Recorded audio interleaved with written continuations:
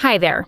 My name is Angela, and ever since the 9th grade, my life has been one wild ride. Everything literally changed for me overnight. I never thought that a single fall could completely change my luck. The day I'm talking about started like any other. At school, things were exactly how I liked them. No one spoke to me, and I didn't speak to them.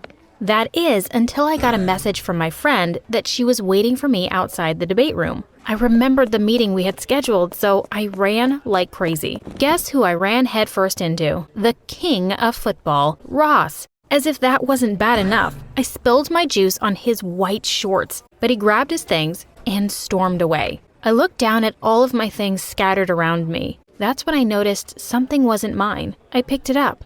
A lottery ticket. I jumped to my feet and turned to call Ross's name just as he turned the corner. He turned around and looked me straight in the eyes. He shook his head and scoffed before continuing on his way. I wanted to give him back his ticket, but there was no way I was facing him again. Not in this lifetime. I spent the rest of my classes trying to devise a clever way of getting the lottery ticket back to him when a great idea came to me. I'd slide it into his locker. That way, I wouldn't have to talk to him. After school, I put the ticket in a small white envelope. For fun's sake, I stuck a small heart onto it. It's not like he'd know I sent it, I thought gleefully as I approached his locker and headed straight into the most embarrassing moment of my life. Just as I took out the envelope, Ross and his girlfriend Maria appeared. She snatched it out of my hand and looked at the heart. Oh no, I thought. Please no. But to my utter horror, she began laughing and said I was trying to give him a love letter. I tried to tell her that it wasn't a letter at all, when Ross looked at me and literally snarled, "Get out of here, you idiot," he yelled. He said I was a weirdo and a stalker. Clearly, he hadn't forgotten this morning's event. He snatched the envelope from Maria and threw it in my face. I was humiliated. When I got home, I threw my backpack on the ground and the lottery ticket fluttered out of the side pocket. I snatched it up off the ground, crinkled it up, and threw it in the trash. Stupid ticket. As luck would have it, I was late for school the next morning. I rushed to school and saw something that left me speechless. Ross and his girlfriend had gone crazy, or so it seemed. They were emptying trash cans all over the place, and other students were laughing at them. I hung around in the shadows, trying to figure out what had happened when I overheard a kid say that someone in our small town had won the $1.2 billion jackpot last night. My mind went straight to the ticket I had thrown in the trash. He then said that nobody had claimed the ticket yet, and Ross had lost one, which could be the winner. I walked away with my heart racing, wondering if I could possibly have the winning ticket. And then I remembered something horrible. It was trash day. Panic took over. I needed to get back home as soon as possible.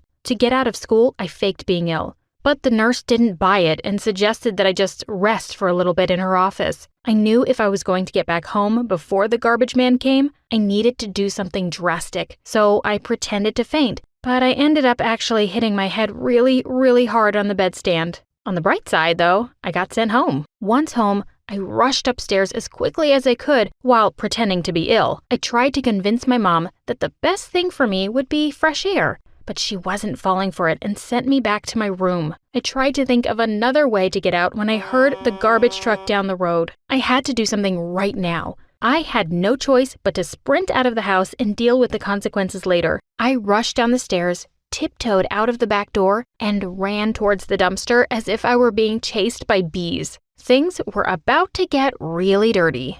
I jumped straight into the dumpster and started going through the bags like a maniac. Oh God, whose trash is this? No one eats stinky tuna out of the can at my place. And what's this weird pink stone? I just chucked it all out and moved on to the next bag. I couldn't see that lottery ticket anywhere. I climbed out of the dumpster feeling completely defeated and covered in gross stuff. The garbage truck had pulled up by now, and clearly the driver thought I was insane, but he just picked the bags up and drove off. I went to my room, slammed the door, and kicked my wastebasket over. And that's when I saw it. The lottery ticket. It must have fallen out when my mom emptied out the wastebaskets. I snatched it up, then went straight to the lottery website on my phone. My heart was racing. The first number matched, then the second, the third. Oh my God. Now I just needed the fourth number. Wait, what? The fourth number didn't match. Just like that? I couldn't believe it. I was this close. I stared at the numbers again and again, but they weren't about to change. I had lost, and I had a concussion, and I stank like fish. Officially the world's unluckiest person. Later that night, I was skimming through my Instagram feed when I saw a post that made me sit straight up in bed. It was an ad offering $2,000 to the person who found a weird pink stone. Now, where had I seen one of those today? I tiptoed out of the back door quietly, again, and made my way to the dumpster again, and looked around the ground with my phone's flashlight, and my heart skipped a beat when the light caught something shiny. It looked exactly like the stone in the ad. And if someone was willing to pay $2,000 to someone just for finding it, I wondered how much it was actually worth. I quickly picked it up and went back inside, hardly able to sleep that night with excitement. The very next morning, I got off the school bus midway in town and headed straight to Mr. Clark's jewelry and antique store. I'd worked there last summer, and if anyone could tell me the value of this stone, it was old Mr. Clark. His eyes sparkled as he held it up and inspected it in the light. Then, under a special microscope he was taking his sweet time. Finally, he told me that it was a really rare and valuable stone, probably worth millions. I tried to act cool, but I actually wanted to jump up and down for joy. I was going to be so rich. He asked me curiously where I'd gotten it from, and I said casually that it was my grandma's, and I was just having it checked out for her. Then I was out of there. Only millions, eh? You liar. I could tell it was worth more just by the look in his eyes. He called me the next day and asked me if I could meet him again at the store. I wasn't surprised. I knew he wanted this stone, but I wasn't going to let him trick me into settling for less. And he could certainly afford to pay whatever price I asked for. Everyone knew how crazy rich Mr. Clark was. He lived in a 50-acre mansion, and he had a tiger for a pet. And holding on to the stone in my pocket tightly, I told him that I wouldn't accept a penny less than $1 billion. He looked at me for a moment, whipped out his checkbook, scribbled something, and handed me a check. My eyes were about to pop out of my head. He'd actually given me $1.2 billion. I handed him the stone. We shook hands, and I walked out, completely dazed. What? I was a billionaire. Life changed for me overnight. I went from Lady Unlucky to Lady Luck. I went on secret shopping sprees and hired a personal driver to be on standby and take me anywhere I wanted to go at any time. I obviously had to be careful not to get caught by my parents, so I lied a bit. At school, though, things were wild. I could throw the craziest parties and take everyone to the coolest concerts. Everyone loved me. Within a year, I had become the queen. I could buy little things here and there for people, and because of it, they all worshipped me. Best of all, Ross wanted to date me. Ha! He was still a big meanie to others, though, so I played him a little. I knew I could get away with it now. I made him write me a love letter, and then humiliated him for it in front of everyone. The tables had turned. I would much rather date Kevin. Kevin was a total babe. Everything was great. But towards the end of the year, I overheard my parents crying in the kitchen when my dad got home from work one evening. I stuck around to eavesdrop. They were talking about how my dad had lost his job. They didn't know what they were going to do and were concerned about not being able to pay for the house anymore. I couldn't believe it. What was the point of their fancy college degrees if they didn't even ever use their brain? It's up there for a reason, you know. That's why poor people stay poor. I had the smarts to know what something was worth, and I knew how to make the money for it. I could help my parents, but then I would have to tell them that I sold something that wasn't mine. And even worse, my money might get taken away. I couldn't risk it, so I snuck away. I'd deal with this later. At the end of the school year, all the popular kids were planning to go to the Bahamas for a trip.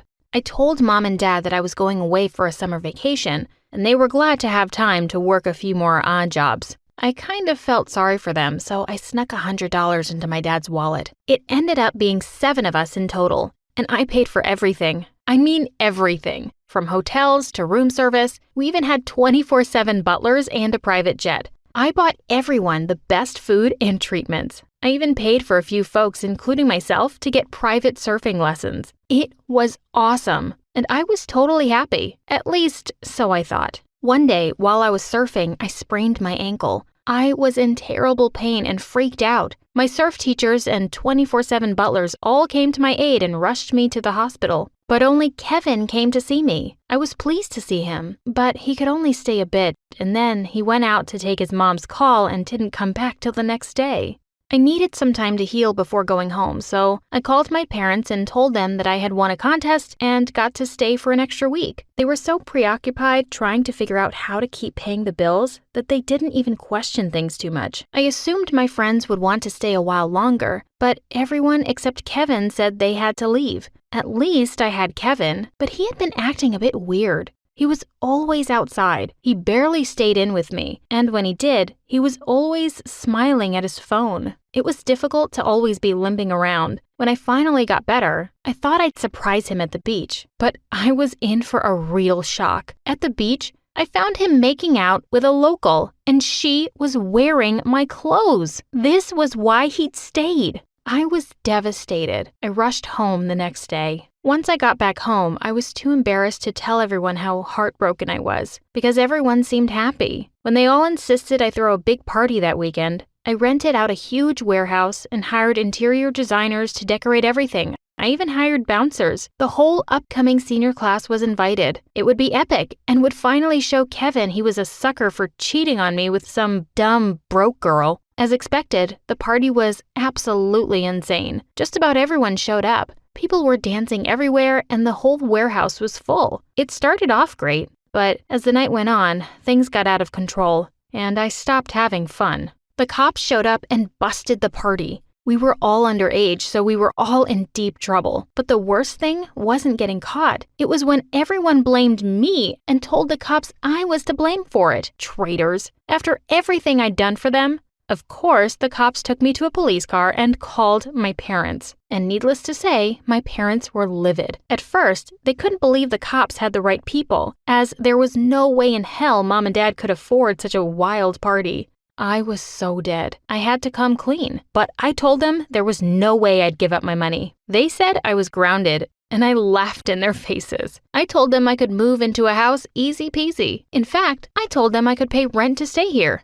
Mom was so mad. She almost choked, but Dad looked at me sadly and said he needed the money, so he agreed. Ha! For a whole week, they didn't even speak to me. I came home and went as I pleased. And after the police incident, everyone knew I had won the lottery. Life at school was back to normal. I was throwing parties, and I didn't have to worry about Mom and Dad at all. That's when I noticed my money was beginning to dwindle. I figured I'd have to learn to be more careful. And that's when the worst thing imaginable happened. I was on my way back from school when a van pulled up next to my car, and 3 armed men jumped out and banged on the doors. They broke the windows and hit my driver on the head. It knocked him out. The 3 of them grabbed me and dragged me out of the car. They quickly pushed me into the van and we sped off. They put me in a dark room where I was blindfolded. They said they wanted the $1.2 billion. I told them I'd spent it all, but they knew I was lying. They called my parents and demanded the money, but my parents said they had no idea where I kept it. The kidnappers didn't believe them. They said I would rot here forever if I didn't give them exactly $1.2 billion. I asked them why they needed the exact sum when I didn't even have it. When finally one of them pulled off their mask and lifted my blindfold, I gasped. It was Ross. He said he knew I'd stolen his ticket. I tried to explain that I hadn't, but he punched the wall. This jerk thinks the ticket was the winner. Man, I have to deal with this now? He said he had needed that money to go to college, but because I'd robbed him, he couldn't go anymore. I cried and said I was sorry, but it was useless. He wouldn't let me go. When he finally believed that I'd spent most of the money, he left the room with the others and said I would rot there. He locked the door and left. I was petrified. I banged on the door, but no one opened. I started crying. What have I gotten into? Why wasn't anybody looking for me? Where were my friends? I was sure I would never escape. I fell asleep crying. When I finally opened my eyes, I saw a bright light. Had I died? Mom and Dad would be heartbroken. They still loved me, even though I'd been such a horrible person. That's when I heard Mom sobbing. I finally managed to focus on everything around me. I was in a hospital, and there were all sorts of tubes running through me. I asked what happened, and they said Ross had tried to break into the house. As they had expected it, the police managed to catch him and he told them where I was. The police inspector said if I'd been there any longer, I would have lost my life. I had been in that room for 3 days without food or water. He said I was the luckiest person he knew.